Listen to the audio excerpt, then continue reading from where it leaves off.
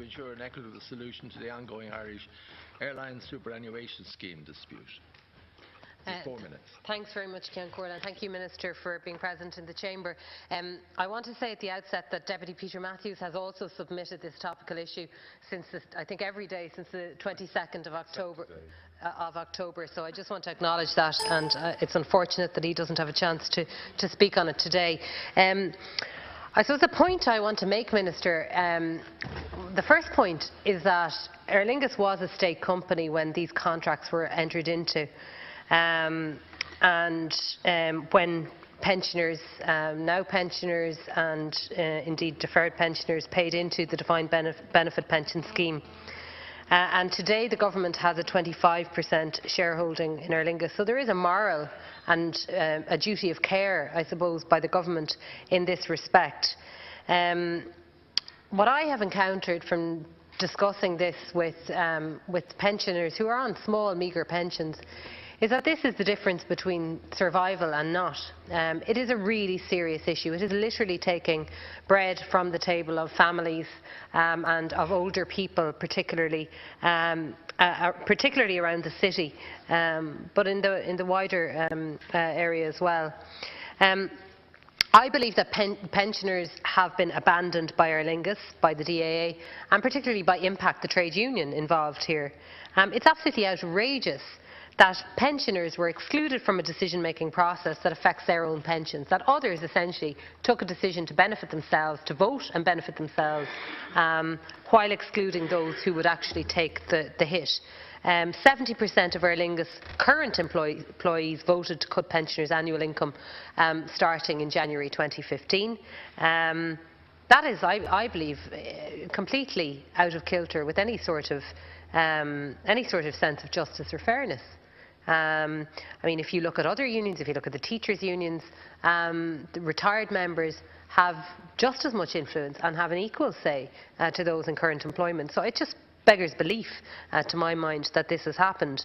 €175 million pensioners' defined benefit pension savings fund has been redirected away without their permission, without their consent.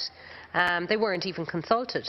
And I believe there are different figures circulating, but I believe that there are at least 5,000 retired people involved, there are at least 5,000 deferred pensioners and possibly more. It was a unilateral decision which didn't involve any consultation, and again I believe it's completely unfair.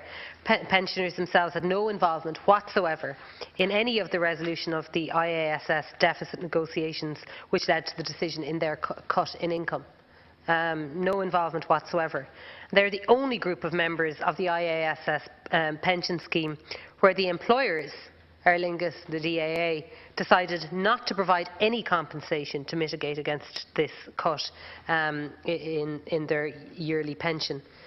And all this at a time when Aer Lingus share prices are rising. And I think probably most reprehensible about this is that Aer Lingus shares rose fairly substantially when the employers, when the ICTU told the company that the ballot had resulted in a 70% vote in favour. So that had a direct impact on the value of shares in Aer Lingus, which is, I think, quite extraordinary. A 10% cut may be perceived to be minor and negligible in some people's minds, but I think to low-income pensioners it's very substantial. And I could read you some of the emails and letters that I have received, and I know that this has been raised in the Dáil already by Deputy Daly, who I think is behind me, and others. One email I have from a lady who wrote to me who said she paid a defined benefit pension scheme for 38 years with the guarantee of a pension. It was all part of her contract, and now she can look forward to a diminished pension and struggling to pay her bills. I don't think it's acceptable, Minister, and I think that you need to intervene. Thank you. Minister. Thank you, Ceann Comhairle, and thank you, Deputy, for raising the matter. I know that other colleagues have looked to have it selected. In responding back to your point, I'll begin by saying that I'm deeply aware of the impact of the proposed changes on many people, I have met them. I've read a huge amount of correspondence from them. And I've heard at first hand the personal consequences of this crisis on them and on their prospects for the future. And it weighs very heavily on me, the plight that they face and the scale of difficulty that is present in that fund at the moment. In framing my response back to you, I want to begin by just emphasising 3 points in relation to where it stands at the moment. The first point, Deputy, is to emphasise again, and this is something that was at least inferred by something that you said there, that the legal responsibility and the responsibility in relation to the resolution of this difficulty here, and it is a great difficulty, is primarily a matter for the trustees, it's primarily a matter for the company, and it's primarily a matter for the scheme members and the Pensions Authority. If I go on to the second point then, in relation to the scale of the difficulty that is present, you didn't touch on it in your contribution, but I'm sure you are aware of it. In 2011, the deficit for this fund, which is the largest fund of its kind in our country, was €344 million of a deficit. As it stood in March 2013, it was €769 million of a deficit. And I understand at the moment that this deficit is approximately between €700 to €750 million, with the potential to affect up to the 15,000 members in that fund. In terms of where it stands legislatively at the moment, and this is something that I have investigated very thoroughly, based on the minimum funding standard that is available from the IASS actuaries in December 13, the estimated coverage for deferred as well as active members' benefits would be in the range of 24 to 31%. So as it stands at the moment, that is what people would have claim to in the pension fund. And this takes direct account of the 2013 pension legislation that allows reductions to be made in pensions to payment. And I understand completely that the initial level of pensions that many people have at the moment is modest after many years of work. But this is a pension fund which is sourcing these pension payments, which now has a deficit, we estimate, and I estimate, of between €700 and €750 million. In relation to the process that you described, an expert panel was established. As a result of this process, the total contribution proposed by the employers aimed at resolving the difficulties now amounts to €260 million.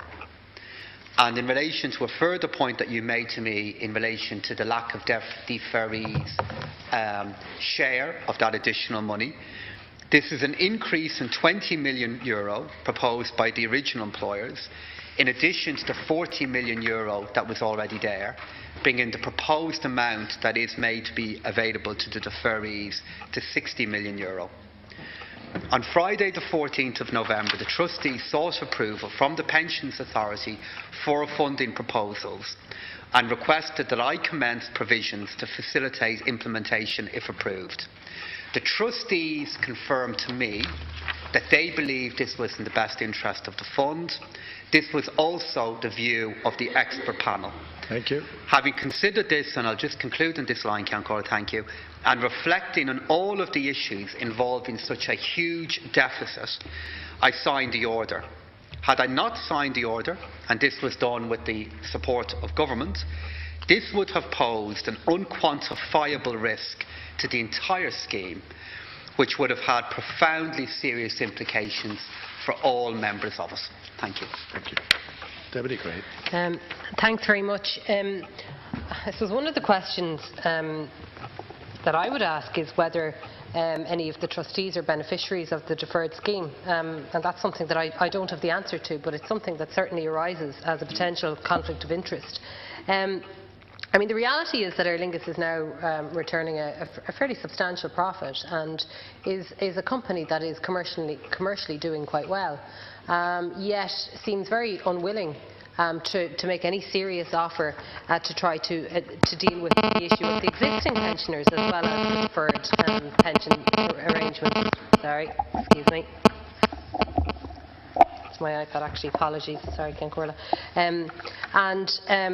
and that's something that that I think hasn't been pursued by the government. And I have to say, and Minister, I'm conscious that this is recently on your watch, but I mean, you've drawn attention to the fact that the deficit has increased so substantially from 344 million to 769 million just between early 2011 and March 2013.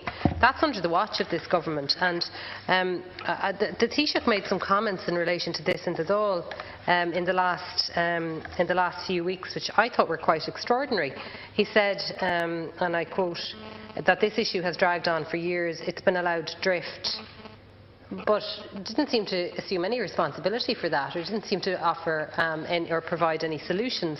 And I'm afraid that what was recommended to you by the trustees in November, it doesn't offer a solution. It doesn't address the fact that pensioners, I mean, we're aware of the water protest outside the door and of Leinster House today, and many people are protesting for different reasons. Many not because they can't pay, many because they can't pay, many not for that reason, but because they're frustrated about the way in which the Irish Water Quango was established. But these are people who genuinely are terrified that they can't pay. Genuinely cannot pay the water charges. Many of them are living in rented accommodation, can't pay their rents, have no security of tenure. I mean, these are really genuine risks, and I believe you. I absolutely believe you that you have a huge concern for their plight. But I think we need a better solution, Minister, than what has been put on the table by Aer Lingus and the DAA, and something a lot more comprehensive than the proposal that was put forward by the trustees. Thank you, Deputy. Minister. In relation, you asked me a direct question in relation to a trustee which I cannot answer. But in relation to the other points that you have made, firstly in terms of what the responsibility is of the different individuals who have been involved in this.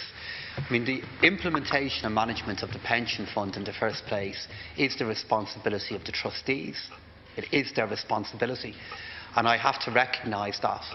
And in relation to the point that you put to me there, Deputy, regarding what has happened, nearly 4 years of work now have gone into the resolution, trying to come up with a resolution to this difficulty. Nearly every Labour body, institution of the state has been involved in this. Various difficulties in relation to this led to the appointment of a group of people who were trying to charge with resolving this, and an expert panel was appointed who looked to do it. But a huge amount of effort has gone in to get it to this very point. And I come back to some of the figures, Deputy, that I began with. The scale of the deficit here now is one of between 700 and 750 million euro. And the course of action that some people have asked me to do would have been receiving a communication through from the people whose job it is to run the fund, on a fund that has a deficit of this magnitude, and asking me not to do what they believe was in the best interest of the fund. And what I did, and I took this very seriously, is I looked at all of the consequences of what could happen if this resolution could not be delivered. And to me, given all that had happened to this point, it would have, I made a strong judgment that all of the alternatives that were facing this fund were ones that were considerably worse than what is being faced at the moment. And for those reasons, I made the decision to enact a piece of legislation that was brought in because I had to respond back to what the trustees of the fund were recommending, and I looked at all of the other options and consequences for everybody, and it is apparent to me at the moment that they would have been dramatically more serious and unknown than what we are facing now. But I will conclude, just briefly, Councillor, with one point, that I am so aware of the worry that people face on their future in relation to this matter. And you asked me a question earlier on, which I'm not in a position to answer, but if I can secure the information, Deputy, I will come back to you on it. Thank you. That concludes topical issues.